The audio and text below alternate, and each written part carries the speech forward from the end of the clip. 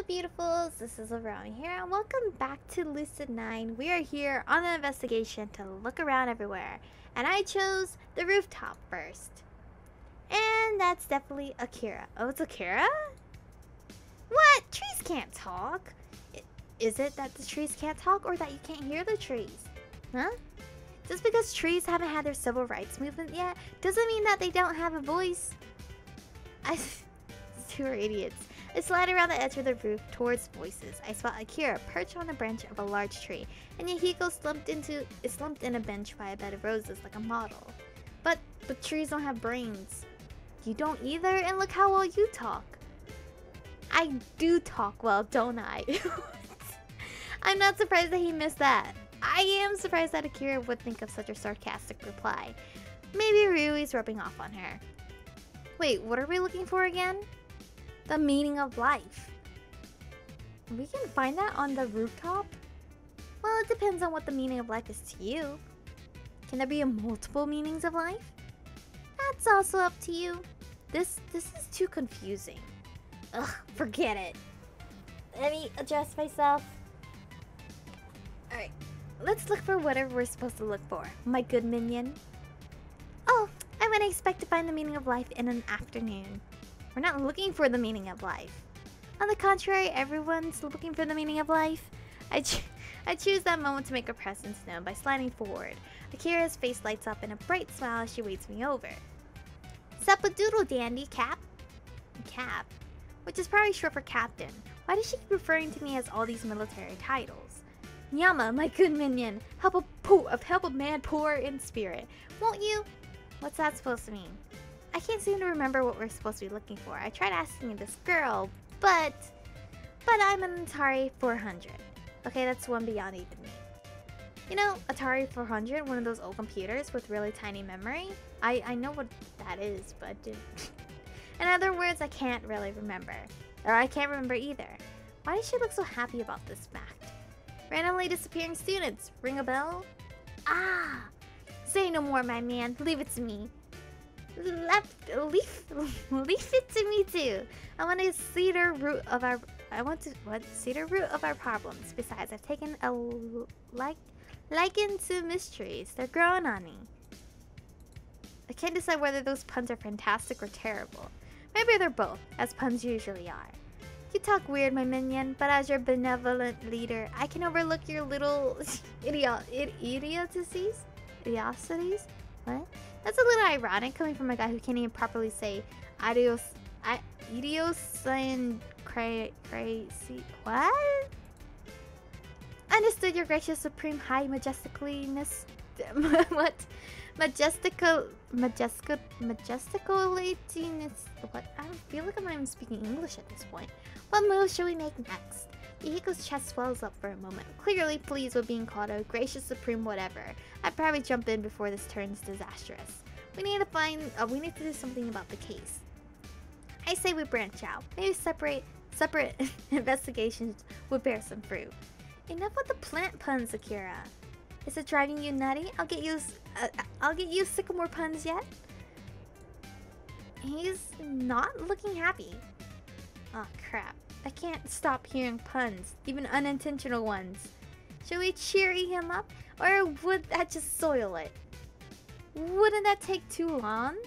Okay, bring it back. This is a comedy show. We need to focus on the case. I know we're in bad shape when I'm the person who has to get everyone organized. Aw, you're a real soil sport, Yama. Because plant puns are stupid beyond belief. I didn't mean to say it like that. Say what? Let's just reveal what we're looking for. You don't really need to be so snappy. Akira! It's the harshest I've ever spoken, but I couldn't help it. I can barely handle these two by themselves. Together, they harbor the potential destructive power of nuclear weapon. So, Shigure is certain that there's a lead to the disappearances at the school. Have you guys found anything yet? Or found anything out? Ah, my good minion, I'm glad you asked. As I'm sure you're aware of by now, the great Yahiko Ikari sustains a large and precise intelligence network called Patter. He delicately whips out his phone, pulling out whoa. You weren't supposed to tell social media. Pulling out some social media app or another. Yes, I see. What have you divined for the magic mirror, oh fruititious awesomeness? Are you sure you can handle all this information? I must take upon this burden. I chose wrong area. For the greater good. Do not hold back your masterfulest benevolence. Very well. He dramatically flings out an arm, pointing his phone to the skies, calling down thunder from the heavens. But first, I require reception. What? Your unlimited omniscience? That's a bit sad, isn't it? Well, reception isn't good up here. Can't you just use the school Wi-Fi? Why, so I can! And the cap strikes again. I worry for the decaying common sense in my generation. Okay, here's what we got. Patter, my wish is your command. You must now search for me. Hashtag IIBA. How he manages to say that in a complete serious voice, I have no clue. What exactly does IIBA stand for? Instant iguanas by architecture, of course? Really? All this time I thought it meant Isamu Imperial Boarding Academy. This combo is a disaster in the making. How about you just tell me what you find? Right, scanning through the extensive network of plebeians. A momentary pause as Yahiko's finger flicked wildly over the screen. Yep. Uh-huh. Did you find anything? Got it. What exactly does that mean? Allow me to enlighten you, minion. 3 students have disappeared so far. The names are Midori Maino, Toma Hayashi, and Akane Tsukino. Midori poofed 8 days ago. Toma? I don't know. Around 5 days ago, and Akane just 2 days ago. And there you have it. I wait for him to elaborate. He doesn't. Is that it? Is what it? We need more info than that. We do? Aw crap, let me take over. She gracefully plucks Yahiko's phone from his hands. Alright, Cap, I'll give it to you straight, like black coffee with no sugar or cream. There's something mighty fishy about this whole scenario. See, all of these students disappeared around the same time. Yahiko just said they disappeared within 8 days. Why, I meant time of day, silly Caparino. You remember the curfew, right? 11:30 p.m. sharp, no exceptions. Here's the thing, all these kiddos logged in for curfew on time, 11:30, right in their rooms. This is getting too creepy. But then, they were gone by the next morning. I'm surprised by her deductive reasoning. Creepy, eh? Yeah, not down for this. Logically, she should be scared, not that Akira has ever been logical, until today. I guess rational Akira only surfaces for short periods of time. So 3 students, one after another, all logged in for curfew before disappearing in the dead of night. And you didn't think to mention this, Yahiko? Oh, well, I mean, I knew about it, but like, who cares about that kind of stuff, right? What? I mean, look at what really matters. He seizes his phone back with gusto, excitedly shoving the screen in my face. My government publicity, Pat. 12,000 repeats, baby. Congratulations on this life-changing milestone, your chaotical dictatorship. I know, right? I'm famous. Yeah, now that I think about it, I'm pretty sure I've gotten all I can from here. Yeah, I didn't get anything besides 8, 5, and 2, and they all disappeared after curfew. I quietly creep away to another corner of the rooftop, leaving them to their own devices. The Vendivius arrives before I know it. I didn't learn crap. Within a few minutes, everyone's gathered on the rooftop. Aw, I don't get to search everywhere. I'm like, pick one. Ugh. I take stock of the unfortunates. Ryui, Shigiri, and Arai seem disappointed. Yahiko and Elizabeth seem tired. Misaki and Akira seem to be unchanged, and Masato looks like he's on the brink of death. Despite the idiocies of bureaucracy, it appears that a crucial piece of information did surface. That the students all disappeared even after curfew. Oh, I guess that's what we learned? I guess. Yes. You may elaborate further, Ishiyama. I glance around, but no one else seems willing to talk. Not even Ryui, who was excited to play detective. Well, basically, each of the students logged in for the 11:30 p.m. curfew in their rooms. By all intents and purposes, that should have rendered them safe. Even if they're allowed to leave the dorm building, they have to stay on campus, and it's not like anyone else can get in with the security perimeters around the building. So we have something strange on our hands, since they disappeared when they shouldn't be able to. Well, as I decided our next course of action, I recommend that each of you obtain your desired nourishment. Dismissed. She plops down on a nearby bench, digging through her satchel. Arai settles down next to her, pulling Peach out of her backpack. The others take various places around the rooftop greenhouse, retrieving lunchboxes from their bags. I notice Ihiko slide into the bench next to Mizaki. Elizabeth sits opposite Oshigiri alone. Akira whips out a net, Diana Helenson, whatever number that is, and lays her on the floor. When Ryui and Masato attempt to sit on her, Akira gestures frantically at Ryui. Oh! Yeah! Ryui quickly makes her way to me, extending a lunchbox with 2 hands. Hey, you didn't bring any food, right? I made extra. You can have it if you want. You made enough food to fill an extra lunchbox? I accidentally made a lot more than I expected, okay? Just take it. I can only stare at the lunchbox, my mind racing ahead of me. Should I? I'd rather not hurt her feelings, but isn't accepting homemade food from someone synonymous with accepting their feelings? I glanced at Akira for help, but she's pointedly looking away from us. Maybe she wants to give us privacy. Take it before my arms fall off, idiot. That's the break for me. I'm comfortable enough to accept the lunchbox. Thanks. No problem.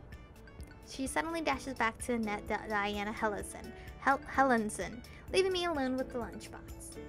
Okay, I glance inside. Delicious eggs are neatly rolled on top with seaweed, set in an aesthetic bouquet beside a bed of rice. The rice is shaped into a lantern, decorated with lettuce, carrots, and cucumber. It looks unbelievably delicious, but just when I'm about to dig in, some commotion catches my attention. So, what's like being in Buddhist modeling? Do you live an extravagant life with servants who wait on your beck and call? I wouldn't say extravagant, but it's fun.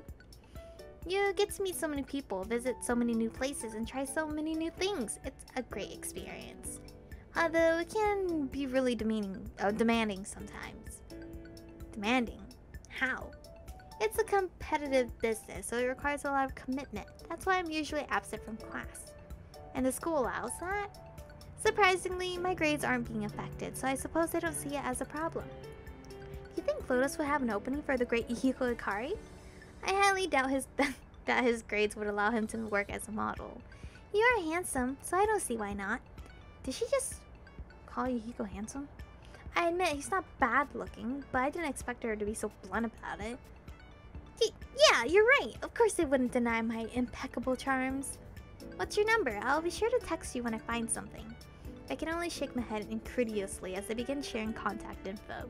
I dig into my free lunch, relishing the explosion of flavor in my mouth. Ryui's really improved at cooking. As I eat, I continue to examine my surroundings. The next group to catch my attention is Arai and Shigiri. Arai is quietly munching on a peach in her standard baby hamster fashion. Shigiri, meanwhile, has propped her feet up on the flower bed like a gangster. She appears to be eating some kind of sweet green dumpling. Shigiri? Yes? Is that enough?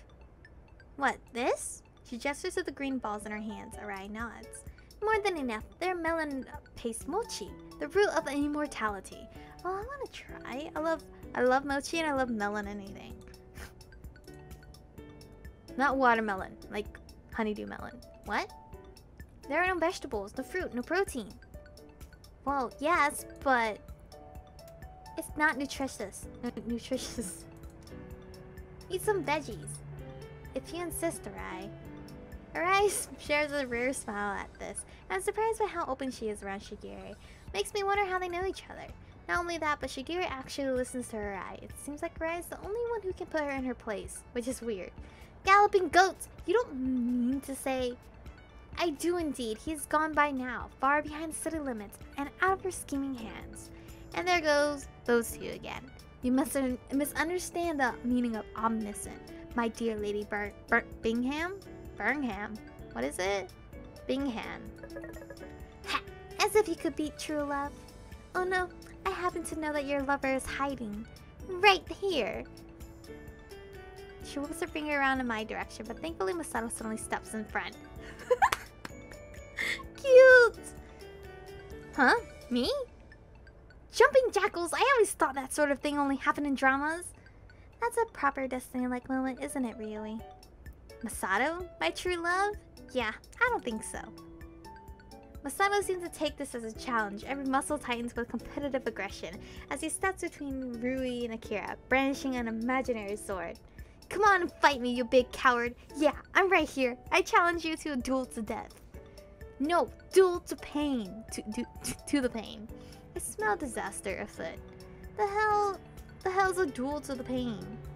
First, your feet are cut off, and below the ankles, and then your hands at the wrist, and then your eyes, and then your tongue. But that's only if I lose, right? Easy. Now fight me, you crooked canary. Well, on a second thought, peace. You can be with your true love. She flees away from the scene, taking cover behind Shigiri. What are you doing? I'm hiding by the Alps. You're the Alps. Go away, I'm not the Alps. Alps? That's what the Alps always say. Leave! In an unusual burst of energy, she reaches out and shoves Akira to the ground. Everything happens at once. Ryui rushes to Akira, worriedly checking her for injury. Elizabeth and Mizaki immediately get to their feet. Yuhiko freezes while Masato sprints at Shigiri. The hell was that about? I'm thinking, don't disturb me when I'm thinking. You didn't have to shove her. She wouldn't have left otherwise.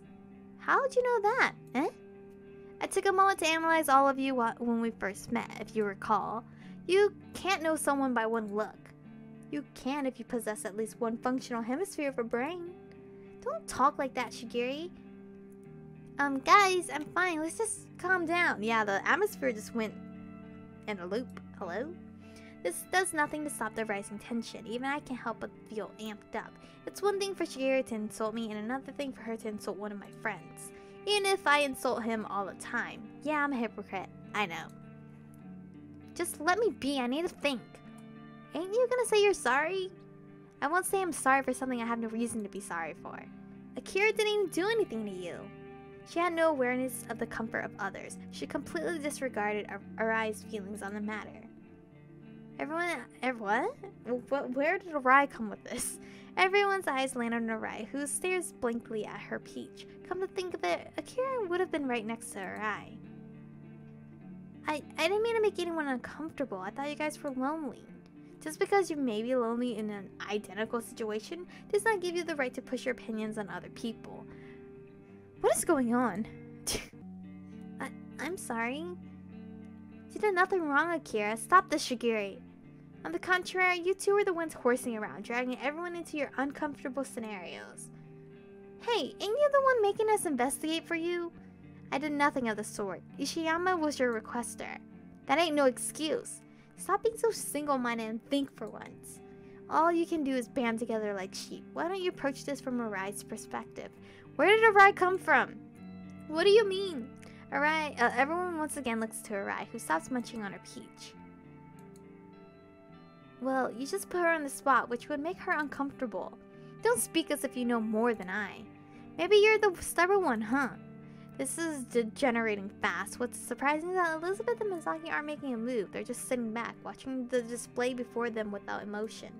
Clearly, they value Shigiri too highly to fight back, which means I have to do it. Ryui, you must be saying this because you're still learning, but in the world of detectives... No, what you did was unnecessary, Shigiri. Please don't tell me that this is real life. Don't you lecture me about what real life is or not. Shut up, all of you. Oh, Yama, okay. Amazingly, they actually quiet down. Akira, you're okay? Righter than rain, Cap. There's a slight tremble to her voice, but I ignore it. No need to stir up any more trouble. Good, Shigiri, don't shove people. If she was making Arai uncomfortable, Arai? Were you uncomfortable? A tense moment of silence falls on the group. Arai only shrugs inconclusively. Okay, whatever, Akira. Don't get too close again. Shigiri, don't shove Akira again. Solved. But that's not fair to... Solved. That's it. Understood? Thankfully, she nods solemnly. Shigeru only straightens her glasses, but I'm pretty sure that she'll also behave herself. You guys are talking to this lady that's 26. You guys are like, what? 15, 16, 17, 18? Presently, I notice that Elizabeth and Mizaki are looking at me with a tinge of respect. Well, at least someone's pleased with me. Guys, why don't we cool off a bit? Let's do something fun.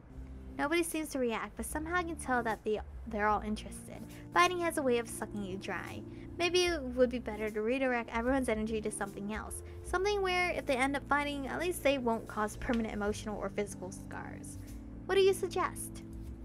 And this is where we're going to stop for today's episode. I have no idea what Arai had to do with any of it. I guess Akira made Shigeru and Arai uncomfortable, or she thought she made Arai uncomfortable by coming up to them and sitting with them or whatnot. I have no idea, but the situation right there was just weird. Anyway, this is it. This is gonna be the end of the episode. Stay beautiful, and I'll see you guys in the next one.